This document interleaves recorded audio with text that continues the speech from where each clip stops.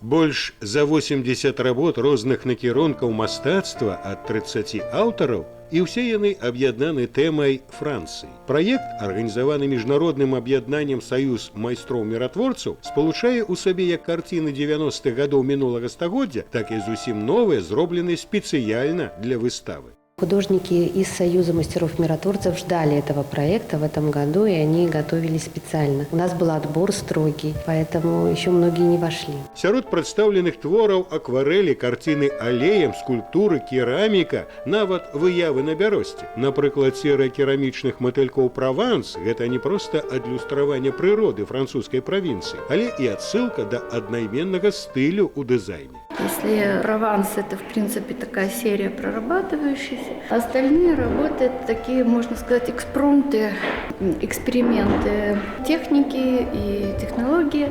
На выставе прадстаўлены фотаздымкі. Іх аўтар Сергей Паўлов добра памятае, на якія ахвяры яму прыйшлося пайсці дзеля аднаго з кадраў.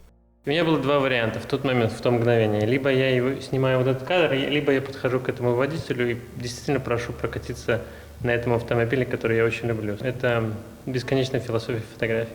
Наведаць выставу «Сны аб Францыі» можна да 29 сакавіка. Таксама арганізатары плануюць стварыць невялікі фільм пра удзельнікаў экспазіцыі, каб тыя, хто не паспеў убачыць яе ўжывую, пазнаёміліся з аўтарамі і работамі віртуальна.